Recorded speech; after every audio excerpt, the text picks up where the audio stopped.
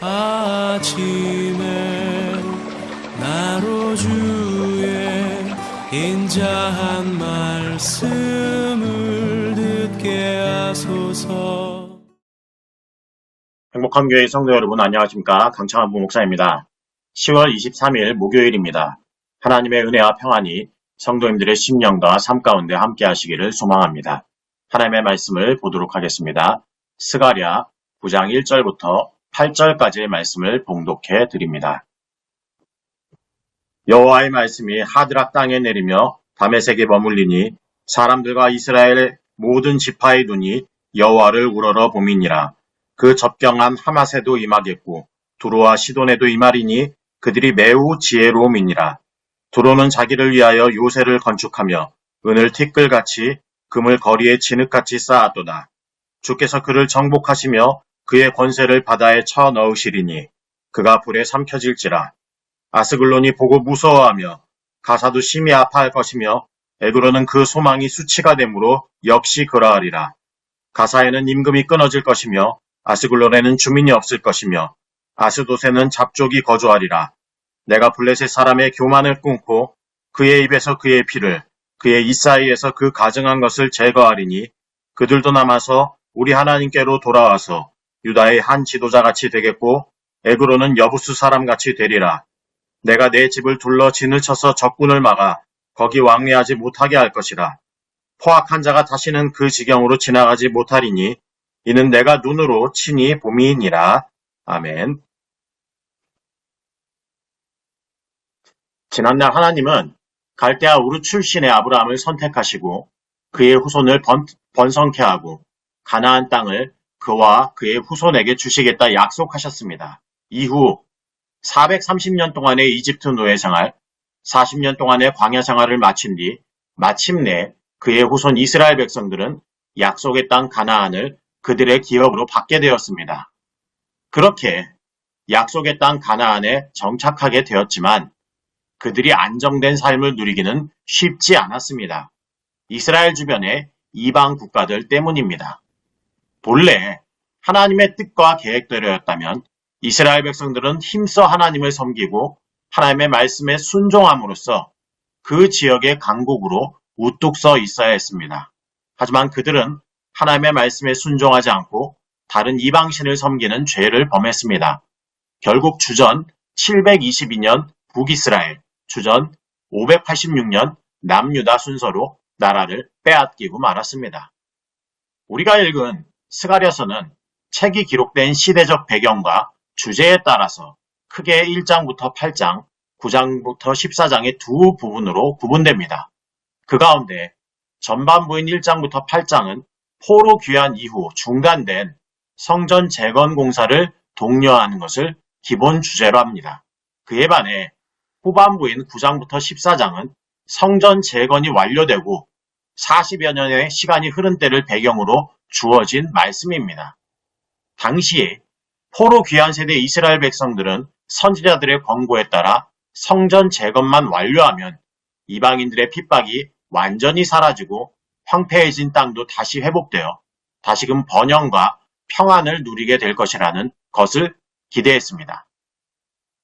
하지만 그들의 기대와 달리 조금 완화되긴 했어도 여전히 이방인들의 핍박은 계속되었고 하나님의 선민으로서의 번영과 평안이 실현될 기미가 보이지 않았습니다. 그 상황이 오래 지속되면서 그들은 선지자들을 통해 주신 하나님의 약속을 의심하게 되었고 그들의 신앙에 대해서도 회의감을 품기 시작했습니다.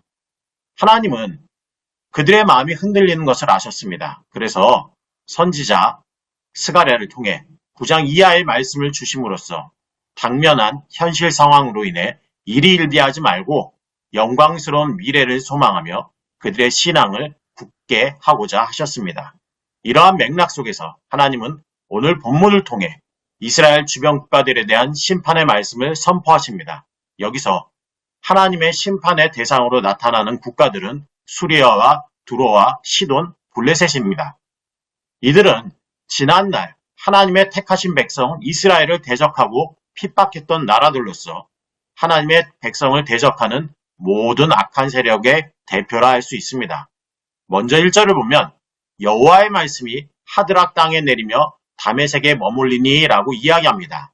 여기서 다메섹은 다메섹 북쪽에 있는 수리아의 도시를 말합니다. 한편 다메섹은 지난날 아수르에 의해 멸망당하기 전까지는 수리아의 수도였고 페르시아 제국 시대에는 유다 지역을 다스리는 페르시아 총독이 거주하는 도시이기도 했습니다. 그런데 본문에서 하나님의 말씀이 이방 지역인 이들 도시에 머물겠다고 이야기합니다. 이것은 하나님께서 그곳들을 통해 이방 민족을 심판하시고 택하신 백성 이스라엘을 구원하시겠다는 표현입니다. 하나님의 심판이 점점 남쪽 지역으로 임합니다. 2절을 보면 그 접경한 하맛에도 임하겠고 두로와 시돈에도 임하리니 라고 말합니다. 그런데 성경은 이 두 도시에 대해 매우 지혜롭다라는 표현을 사용했습니다. 두로와 시돈은 페니키아의 대표적인 도시입니다. 특히 두로의 경우 북이스라엘과 남유다를 멸망시켰던 아수르 제국과 바벨론 제국조차 그 성을 포위했지만 점령하지 못할 정도로 바위로 되어 있는 자연 성체를 가진 도시였습니다. 이렇게 튼튼한 성을 바탕으로 그들은 활발한 지중해 무역을 통해 은과 금으로 대표되는 엄청난 부를 쌓았습니다. 하지만 세상적 지혜, 천혜의 요새와 같은 성, 그 성에 보관된 물질적인 부요함조차 그들을 향한 하나님의 심판의 불을 견디지 못하고 티끌과 거리의 진흙과 같이 되리라고 선언하고 있습니다. 이처럼 난공불락으로 여겨지던 두로와 시돈의 심판이 끝나고 하나님의 심판은 이스라엘 남쪽의 에그론, 아스글론, 아스도스로 대표되는 블레셋에 이릅니다. 이들은 이스라엘 역사 초기부터 이스라엘을 끊임없이 위협했습니다. 그들은 전통적으로 철기 문화와 기마병을 이용한 강한 나라였고 나름의 강한 민족적 자부심을 가지고 있었습니다. 그들의 자부심은 자신들의 뜻에 따라 우상을 만들어 섬기게 되는 교만으로 이어졌습니다. 그러나 하나님은 하나님이 계시는 높은 위치에까지 오르고자 했던 그들의 교만을 끊어버리시고 우상에게 바치는 희생의 제물과 피를 먹는 그들의 추악한 의식까지도 척결하시겠다 말씀하십니다. 여기까지의 말씀을 보면 택하신 백성 이스라엘을 괴롭게 했던 이방 민족을 향한 조금의 자비와 긍휼도 느껴지지 않는 정말 피도 눈물도 없는 심판자로서의 하나님의 모습만 눈에 보입니다. 그런데 여기서 심판하시는 하나님과는 전혀 다른 하나님의 모습이 나타납니다. 7절 하반절을 보면 그들도 남아서 우리 하나님께로 돌아와서 유다의 한 지도자 같이 되겠고 에그로는 여부스 사람 같이 되리라 라고 이야기합니다. 이 말씀은 추악한 우상 숭배를 하며 교만을 떨었던 그 이방인들조차도 하나님의 은혜를 받게 되며 심지어 그 가운데 하나님 백성의 지도자와 같은 자리에 설 자들도 있을 것임을 예고하시는 말씀입니다. 이 말씀은 블레셋 사람들로 대변되는 이방인들이 영적 이스라엘인 교회의 일원이 될 것이라는 말씀으로 해석할 수 있습니다. 또 지난날 다윗이 예루살렘을 칠 때 예루살렘에 살았던 여부수 사람들이 이스라엘 공동체에 편입되어 살게 되었던 것처럼 블레셋의 남은 자들 역시도 이스라엘의 한 일원이 되리라는 말씀으로도 해석할 수 있습니다. 하나님 앞에서 교만하여 하나님을 대적하던 블레셋 족속 가운데 하나님께서 남기신 이들이 있고 그들 족속에 대한 심판 이후 그 남은 자들이 하나님께로 돌아오게 되는 것, 그들이 하나님의 백성 안으로 들어오리라는 이 말씀은 당시 여전히 선민사상을 바탕으로 하는 구약적 사고를 갖고 있던 선지자 스가랴나, 이스라엘 백성들에게 꽤나 충격적인 말씀이었을 것입니다. 그러나 우리는 이방민족 블레셋 족속 가운데 남은 자들을 당신의 백성 삼으신 하나님의 마음을 읽을 줄 알아야 합니다. 신앙생활을 오래 하다 보면 자기도 모르게 사람을 판단하는 기준이나 사람을 대하는 행동 양식이 정형화되는 경향을 보이게 됩니다. 그래서 교회 안에 있는 사람들과는 우호적 관계를 맺고 그들과 소통하며 함께하는 것에 편안함을 느끼게 됩니다. 반면 교회에 대해 반감을 보이거나 교회를 대적하는 이들과 마주하면 그 불편함을 견디지 못하고 우리 역시도 그들이 우리에게 그렇게 하는 것처럼 그들을 적대적으로 대하는 경우도 종종 있습니다. 그러면서 그들에게는 하나님께서 우리에게 베푸신 구원에 누릴 기회가 주어지지 않으리라는 생각을 하기도 합니다. 그러나 분명 그것은 그릇된 생각입니다. 하나님을 적극적으로 대적하는 사람이라 할지라도 그가 그리스도 예수 안에서 변화된다면 그가 교회와 그리스도의 복음을 위해 자기 생명까지도 드릴 수 있는 사람으로 바뀔 수 있음을 우리는 바울의 생애를 통해 잘 알고 있습니다.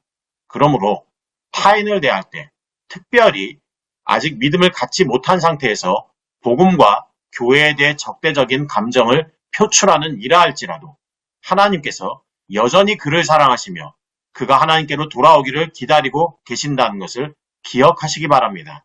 그에게 전하는 우리의 말 한마디, 행동 하나에 하나님의 사랑을 담으시기 바랍니다. 그럴 때 따뜻한 봄볕으로 겨울에 맹추위로 꽁꽁 얼어붙은 굳은 땅이 녹아내리듯 하나님을 향해 닫아놓은 그들의 마음이 활짝 열리고 그들도 우리처럼 하나님의 백성의 길로 들어서게 되는 놀라운 구원 역사가 이루어질 것입니다. 이러한 은혜를 누리는 믿음의 사람들 다 되시기를 바라겠습니다. 기도하시겠습니다. 사랑의 하나님 아버지, 오늘 말씀을 통해 성전 재건 이후에도 나아지지 않는 삶의 상황 앞에서 흔들리는 이스라엘 백성들의 마음을 다잡으시고 교만하여 하나님을 대적했던 이방 나라들을 심판하시는 하나님의 모습을 봅니다. 그러나 그들을 심판하시는 중에도 그들을 긍휼히 여기시고 그들을 하나님의 백성으로 받아주시는 하나님 아버지의 사랑을 봅니다. 우리 역시도 그러한 하나님의 사랑을 입어 구원의 은총받았음을 기억하게 하여 주옵소서.